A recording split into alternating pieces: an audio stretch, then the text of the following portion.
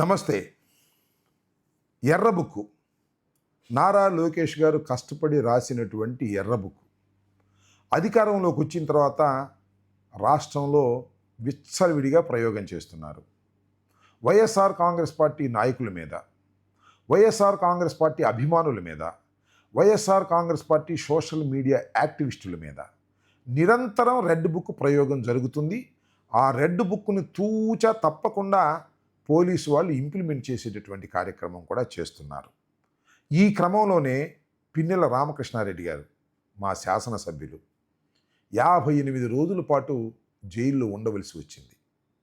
అలాగే నందిగం సురేష్ గారు, దళిత పార్లమెంటు సభ్యుడు, 150 రోజుల పైచిలకు జైల్లో మగ్గవలసి వచ్చింది. అలాగే పోసాని కృష్ణమురళి, ఒక సినిమా నటుడు, ఆయన 24 రోజులు జైల్లో ఉన్నాడు. వల్లభనేని వంశీ ఇంకా బయటకు రాలేదు. ఎన్ని రోజుల్లో వస్తాడో వేచి చూడాలి. దీనితో పాటు అనేక మంది సోషల్ మీడియా కార్యకర్తల్ని నిర్బంధించారు. నెల, 2 నెలలు, 3 నెలలు కూడా జైల్లో గడపవలసిన పరిస్థితి ఏర్పడింది. ఇది చాలా దారుణమైనటువంటి ప్రయోగాలు ఎర్రబుక్కు, చంద్రబాబు నాయుడు గారి పరిపాలన, కూటమి పరిపాలన వైఎస్ఆర్ కాంగ్రెస్ పార్టీ మీద చేస్తుంది. వీళ్ళు కాక చాలామందిని అరెస్ట్ చేయాలి, లోపల పెట్టాలని ఉవ్విళ్ళు ఊరారు. పేర్ని నానిని ఆయన కూడా అరెస్ట్ చేయాలని ఉవ్విళ్ళు ఊరారు. అలాగే కొడాలి నానిని అరెస్ట్ చేయాలని ఉవ్విళ్ళు ఊరారు. అదేవిధంగా మరి జోగి రమేష్ గారి మీద కూడా కేసులు పెట్టారు. వాళ్ళ అబ్బాయిని అయితే జైలుకి పంపగలిగారు, కానీ మేము న్యాయస్థానాలని ఆశ్రయించడం వలన ప్రస్తుతానికి వాళ్ళు కూడా జైలుకి వెళ్ళకోకుండా ప్రస్తుతానికి ఆగారు. మరి రాబోయే రోజుల్లో మరి జైల్లో పెడతారేమో తెలియదు. నేను ఇదంతా ఎందుకు చెబుతున్నానంటే, ఇవాళ ఈ రెడ్ బుక్ ఎటువైపు చూస్తుందంటే మాజీ మంత్రివర్యులు విడుదల రజనీ గారి వైపు చూస్తుంది. త్వరలోనే ఆమెను అరెస్టు చెయ్యాలి అనేటువంటి నిర్ణయానికి ఎర్ర బుక్కు రచయిత, కూటమి ప్రభుత్వం నిర్ణయించుకున్నట్టుగా అర్థమవుతుంది. ఎందుకంటే శనివారం రోజునే ఒక ఏసీబీ వాళ్ళు కేసు రిజిస్టర్ చేశారు. ఒక అన్యాయమైన, అక్రమమైన కేసు రిజిస్టర్ చేశారు. అదేమిటంటే, విడుదల రజనీ గారు ఒక స్టోన్ క్రషర్ యజమాని దగ్గర, శ్రీ లక్ష్మీ బాలాజీ స్టోన్ క్రషర్ యజమాని ఎడ్లపాడులో ఆయన దగ్గర 2,20,00,000 రూపాయలు తీసుకున్నారని, ఆ రోజున విజిలెన్స్ ఎన్ఫోర్స్మెంట్ ఆఫీసర్గా ఉన్నటువంటి జాషువాకి 10 లక్షల రూపాయలు ఇచ్చారని, విడుదల రజనీ గారి మరిది అయినటువంటి గోపికి ఒక 10 లక్షలు ఇచ్చారని, 2 కోట్లేమో విడుదల రజనీ గారికి, చెరొక 10 వారిద్దరికీ ఇచ్చారని 4 మీద కేసు పెట్టారు.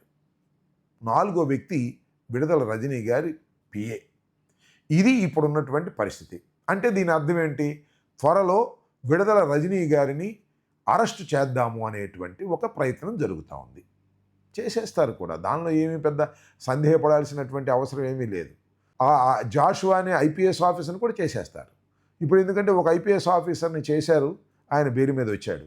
చాలామంది ఐపీఎస్ ఆఫీసర్ల మీద కేసులు పెట్టారు, సస్పెండ్ చేశారు. ఎందుకనో వాళ్ళని అరెస్ట్ చేయలేదు, తర్వాత అరెస్ట్ చేస్తారేమో తెలియదు. విడుదల రజనీ గారి గురించి నేను ఇక్కడ ఒక్క విషయాన్ని ఈ సందర్భంగా చెప్పాలి. బాగా చదువుకున్నటువంటి మహిళ, కుమారస్వామి గారని చిలకలూరుపేటలో ఉన్నటువంటి వ్యక్తి. ఆయన కూడా చాలా చదువుకున్నాడు, నాకు కూడా బాగా తెలుసు. మా కమ్యూనిటీకి చెందినటువంటి కాపు కులస్తుడు. వాళ్ళ నాన్నగారు కూడా స్థానికంగా నాయకులు ఆ పురుషోత్తం పట్టణంలో. కుమారస్వామి అమెరికాలో ఉంటాడు, సాఫ్ట్వేర్ ఇంజనీర్గా ఉన్నాడు, ఒక సాఫ్ట్వేర్ కంపెనీని నడుపుతూ ఉంటారు. విడుదల రజనీ గారు బీసీ. ఆ సాఫ్ట్వేర్ కంపెనీ నడుపుతున్నటువంటి క్రమంలో విడుదల రజనీ గారితో వారికి సంబంధ బాంధవ్యాలు ఏర్పడి ప్రేమించి పెళ్లి చేసుకున్నారు. ఆ తర్వాత రాజకీయాల మీద ఇంట్రెస్ట్ కలిగింది.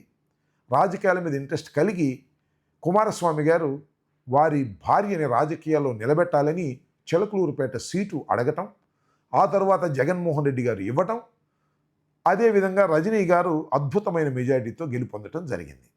ఒక విషయాన్ని ఇక్కడ చెప్పాలి. ఒక కాపు కులానికి చెందినటువంటి మహిళ చిలకలూరిపేటలో గెలవటం అనేది చాలా అరుదైనటువంటి సంఘటన. బహుశా ఇప్పుడు జరగల, ఫస్ట్ టైం జరిగింది. ఈ ప్రయోగం కూడా సక్సెస్ అయింది. ఆమె మీద కక్ష పెట్టుకున్నారు. పక్కన ఆమె మళ్ళా హెల్త్ మినిస్టర్గా కూడా అయ్యారు జగన్మోహన్ రెడ్డి గారి హయాంలో. కాబట్టి ఆమె మీద కక్ష పెట్టుకొని ఏదో ఒక విధంగా ఆమెను వేధించాలి, ఆమెను అల్లరి పాలు చేయాలనేటువంటి కార్యక్రమం. దీని వెనకాల ఒక చిన్న విషయాన్ని కూడా ఇక్కడ నేను చెప్పాలి, దాయవలసిన అవసరం లేదు. ఆమె తెలుగుదేశం పార్టీలోనే మొట్టమొదటి ఉంది. తెలుగుదేశం పార్టీ నుంచి మళ్ళా వైసీపీలోకి వచ్చింది. వైసీపీలోకి వచ్చి ఆమె హెల్త్ మినిస్టర్గా ఎదిగింది. ఆ కోపం కూడా ఉంది సుమా. చంద్రబాబు నాయుడికి ఆ కోపం ఉంది, లోకేష్కు ఆ కోపం ఉంది. మా డయాస్ మీదకి వచ్చి మమ్ముళ్ళు పొగిడి మళ్ళా జగన్మోహన్ రెడ్డి గారి దగ్గరికి వెళ్ళి హెల్త్ మినిస్టర్ అయ్యింది అనేటువంటి ఒక కోపం అనండి, జలస్ అనండి ఉంది. దాని మీద కక్ష పెట్టుకొని ఈ రకమైన ఒక ప్లాన్ చేశారు. నేను అడుగుతానండి, అసలు 2,20,00,000 రూపాయలు ఇచ్చారు అని కేసు పెట్టదలుచుకుంటే ఎవరి మీద పెట్టకూడదు చెప్పండి? నా మీద పెట్టకూడదా? లేదు ఇప్పుడు పుల్లారావు ఉన్నాడు, పుల్లారావు మీద పెట్టకూడదా? లేకపోతే రేపు మా ప్రభుత్వం వస్తుంది అధికారంలోకి, వచ్చిన తర్వాత మనోహర్ మీద పెట్టకూడదా? పౌర సరఫరాల శాఖ మంత్రి ఒక మిల్లువాడు నేను 2 కోట్ల రూపాయలు ఇచ్చానని మా ప్రభుత్వం అధికారంలోకి వచ్చిన తర్వాత కాగితం రాసిస్తే మేము పెట్టకూడదా కేసు? ఏంటిది, వాట్ ఈస్ దిస్? నాకు అర్థం కాలేదు. ఏసీబీ మీ చేతిలో ఉందని, పోలీసులు మీ చేతిలో ఉందని ఇష్టం వచ్చినట్టుగా మీరు కేసులు పెట్టిస్తున్నారు. ఎప్పుడు జరిగింది ఈ సంఘటన? జగన్మోహన్ రెడ్డి గారి ప్రభుత్వం అధికారంలో ఉన్నప్పుడు జరిగినటువంటి సంఘటన. పల్లె జాషువా అప్పుడు విజిలెన్స్ ఆఫీసర్గా ఉండి ఆ స్టోన్ క్రషర్ని సందర్శించాడని, దానికి 50 కోట్ల రూపాయలు ఫైన్ వేయబోతున్నా అని చెప్పాడని, అవసరమైతే మీరెళ్ళి రజనీ గారిని కలవమని, రజనీ గారిని కలిసి సరి చేసుకోమని చెప్పాడని, ఆ తర్వాత రజనీ గారి పిఏనేమో మీరు 2,20,00,000 ఇస్తే సరిపోద్ది, 50 కోట్ల రూపాయలు ఎందుకు అనవసరంగా మీరు ఫైన్ కట్టడం అంటే వాళ్ళు 2,20,00,000 ఇచ్చారని, 2 కోట్లేమో ఆమెకి ఇచ్చారని, 10 లక్షలేమో జాషువాకి ఇచ్చారని, 10 లక్షలేమో ఆమె బావమతికి ఇచ్చారని. ఎలా ఉంది కథ? ఈ కథ ఎవడైనా రాయొచ్చు కదా, పెద్ద రైటర్ కావాలా? రేపు మా ప్రభుత్వం అధికారంలోకి వచ్చిన తర్వాత మళ్ళీ ఇంకో కేసు రాసేసి ఎవరి మీదనే పెట్టేయచ్చు కదా. ఎందుకు ఇంత దౌర్భాగ్యంగా మీరు పాల్పడుతున్నారో నాకు అర్థం కావటంలా. ఇది చాలా దుర్మార్గమైనటువంటి కార్యక్రమాలు చేస్తున్నారు. ఇప్పటికే చాలామంది శాసనసభ్యుల్ని అరెస్ట్ చేశారు, చాలామందిని అరెస్ట్ చేయాలని అనుకుంటున్నారు. ఒక మహిళ అయినటువంటి రజనీ గారిని అరెస్ట్ చేయాలని మీరు ప్రయత్నం చేస్తున్నారు.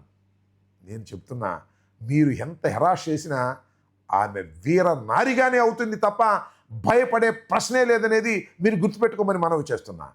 నాకు ఒక స్లోగన్ గుర్తొస్తుంది, కమ్యూనిస్ట్ పార్టీ వాళ్ళ స్లోగన్ అది, నా చిన్నప్పటి నుంచి విన్నా. అరచేతిని అడ్డుపెట్టి సూర్యకాంతిని ఆపలేరు, అరెస్టులను సాగించి ప్రజాశక్తిని అడ్డలేరు. దీన్ని కొద్దిగా సవరిస్తా, అరెస్టులను సాగించి జగన్ శక్తిని అడ్డలేరు. మాజీ శాసనసభ్యులం, నాయకులం, వైఎస్ఆర్ కాంగ్రెస్ పార్టీ కార్యకర్తలం, సోషల్ మీడియా కార్యకర్తలం అందరం సంఘటితమవుతాం. మీరు చేస్తున్నటువంటి ఈ అరాచకాలను ఎదుర్కొంటాం. రాష్ట్రాన్ని సర్వనాశనం చేస్తున్నటువంటి తెలుగుదేశం కూటమి ప్రభుత్వాన్ని గద్దె దించేంత వరకు నిద్రపోమనే విషయాన్ని కూడా ఈ సందర్భంగా గుర్తు చేస్తూ సెలవు తీసుకుంటున్నాను. ధన్యవాదాలు. Stay aware, stay bold. Like, subscribe and follow at Ambati Rambabu Official for truth and clarity in today's politics.